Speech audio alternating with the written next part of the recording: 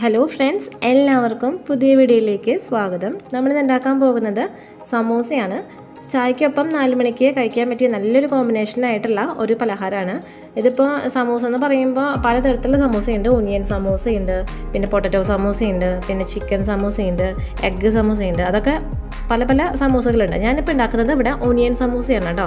കഴിക്കാൻ വളരെയധികം ടേസ്റ്റി ആയിട്ടുള്ളൊരു സ്നാക്കാണ്. കഴിച്ചവർക്കൊക്കെ അറിയാം, ഏകദേശം ആൾക്കാർ കഴിച്ചിട്ടുണ്ടാവും സമോസ. അപ്പോൾ നമുക്ക് സമോസ ഉണ്ടാക്കാനായിട്ട് നോക്കിയാലോ. അതിന് മുന്നേ എൻ്റെ ചാനൽ ഇതുവരെ സബ്സ്ക്രൈബ് ചെയ്തിട്ടില്ലെങ്കിൽ സബ്സ്ക്രൈബ് ചെയ്യാനായിട്ട് മറക്കരുത് കേട്ടോ. അപ്പോൾ അതിന് വേണ്ടിയിട്ട് ഞാനിവിടെ ഒരു ബൗൾ എടുത്ത് വെച്ചിട്ടുണ്ട്. ഇതിലേക്ക് 1/2 കപ്പ് ഗോതമ്പ് പൊടി ഇട്ട് കൊടുക്കാം കേട്ടോ. ഇതിൻ്റെ ഒപ്പം തന്നെ 1/2 കപ്പ് മൈദപ്പൊടിയും കൂടി ഇതും ചേർത്ത് കൊടുക്കാം. ഇനി ഇതിലേക്ക് ആവശ്യത്തിനുള്ള ഉപ്പ് ചേർത്ത് കൊടുക്കാം. ഇനി ഇതിലേക്ക് 1 ടേബിൾ സ്പൂണോളം ഓയിലും കൂടി ഒഴിച്ചു കൊടുത്തിട്ടുണ്ട്. എന്നിട്ടിത് നല്ലപോലെ കുഴച്ചെടുക്കാനായിട്ട് നോക്കാം.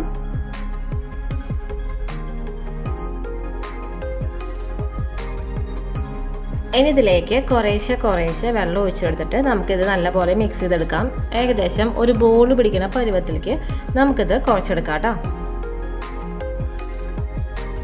അപ്പോഴത്തെ മാവ് നല്ലപോലെ കുഴച്ചെടുത്ത് വെച്ചിട്ടുണ്ട്. കണ്ടില്ലേ, ഇതുപോലെ പദം വന്നിട്ടുണ്ട്.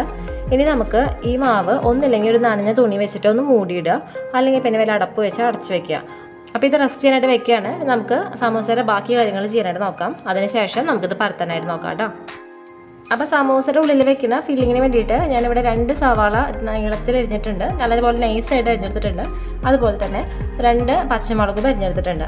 ഇതിപ്പോൾ ഉണ്ണികൾക്കൊക്കെ ഉണ്ടാക്കുമ്പോൾ പച്ചമുളക് ഇടാണ്ട് സവാള മാത്രം വെച്ചിട്ട് ചെയ്താൽ മതി കേട്ടോ. ഇനി ഇതിലേക്ക് കുറച്ച് പൊടികൾ ചേർക്കാനായിട്ട് നോക്കാം. 1/4 ടീസ്പൂൺ മഞ്ഞൾപ്പൊടി, 1/2 ടീസ്പൂൺ കാശ്മീരി മുളക് പൊടി. കാശ്മീരി മുളക് പൊടി ഇല്ലെങ്കിൽ സാധാ മുളക് പൊടി ഇട്ട് കൊടുത്താൽ മതി കേട്ടോ. അങ്ങനെ എടുക്കുമ്പോൾ എരിവുള്ള മുളക് പൊടി കുറച്ച് അളവിനെടുക്കാം കേട്ടോ. പിന്നെ ഇതിലേക്ക് 1/2 ടീസ്പൂൺ ഗരം മസാലപ്പൊടി. പിന്നെ ഇതിലേക്ക് കുറച്ച് ഉപ്പിട്ട് കൊടുക്കാം. എന്നിട്ടിത് കൈവച്ചിട്ട് നല്ലപോലെ മിക്സ് ചെയ്ത് കൊടുക്കാം കേട്ടോ.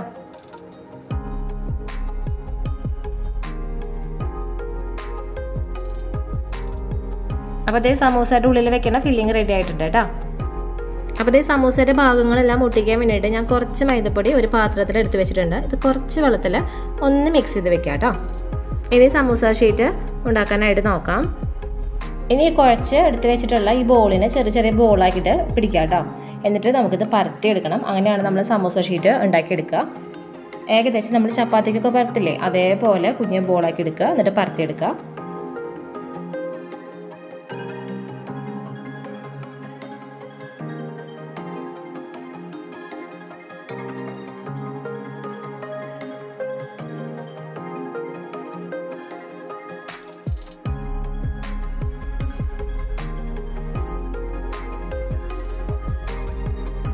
ചപ്പാത്തിയുടെ ഷേപ്പിൽ പരത്തി വെച്ചിട്ടുള്ള ഈ മാവിനെ നമുക്ക് 2 പീസായിട്ട് മുറിച്ചെടുക്കാം കേട്ടോ. ഇനി എടുത്തിട്ടുള്ള ഈ ഒരു പീസിനെ ഇങ്ങനെ മടക്കിയിട്ട് ഇവിടെ കുറച്ച് മൈദ നമ്മൾ കലക്കി വെച്ചിട്ടില്ല, അതിങ്ങനെ പുരട്ടി കൊടുക്കുക. എന്നിട്ട് ഇതിൻ്റെ മുകളിൽ മറ്റേ ഭാഗം ഇങ്ങനെ വെച്ച് കൊടുക്കുക. കണ്ടില്ലേ, ഇങ്ങനെ കിട്ടും. ഇതിൻ്റെ ഉള്ളിൽ നമ്മൾ ഉണ്ടാക്കി വെച്ചിട്ടുള്ള സവാളയുടെ ഫില്ലിങ് വെച്ച് കൊടുക്കുക കേട്ടോ.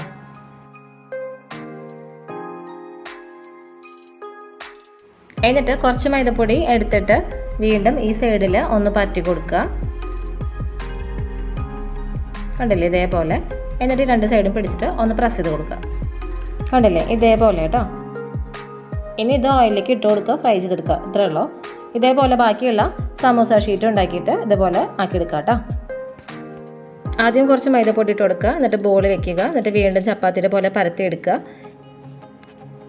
പരത്തി വെച്ചിട്ടുള്ള മാവിനെ 2 ആക്കിയിട്ട് മുറിച്ചെടുക്കുക. എന്നിട്ട് ഇത് ഓരോ സൈഡ് നേരത്തെ ചെയ്തില്ലേ അതേപോലെ മൈദമാവ് ആക്കി കൊടുത്ത് ഒട്ടിച്ചെടുത്ത് അതിൻ്റെ ഉള്ളിൽ സവാളയുടെ ഫില്ലിങ് വെച്ചിട്ട് വീണ്ടും മൈദപ്പൊടി വെച്ച് ആക്കി 2 സൈഡും പ്രസ് ചെയ്ത് കൊടുത്ത് സമോസ ഉണ്ടാക്കിയെടുക്കുക കേട്ടോ.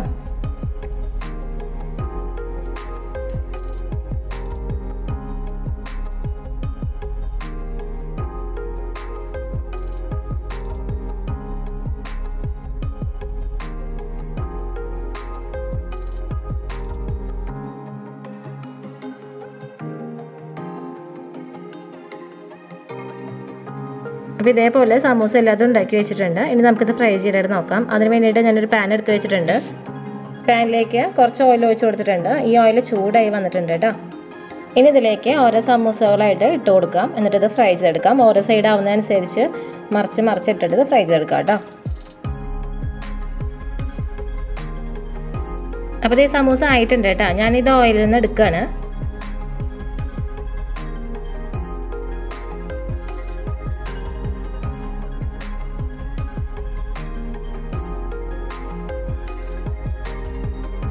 ഇതേപോലെ ബാക്കിയുള്ള സമൂസ കൂടി നമുക്ക് ഫ്രൈ ചെയ്തെടുക്കാം.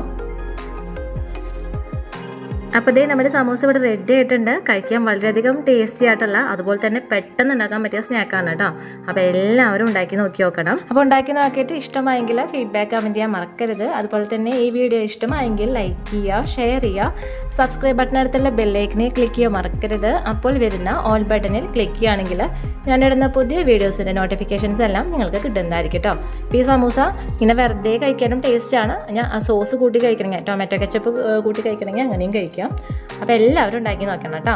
ഉണ്ടാക്കി നോക്കാൻ മറക്കരുത്. അപ്പോൾ എല്ലാവർക്കും ഈ വീഡിയോ ഇഷ്ടമായെന്ന് വിശ്വസിക്കുന്നു. പുതിയൊരു വീഡിയോ വരുന്നവരെ എല്ലാവർക്കും നന്ദി, നമസ്കാരം.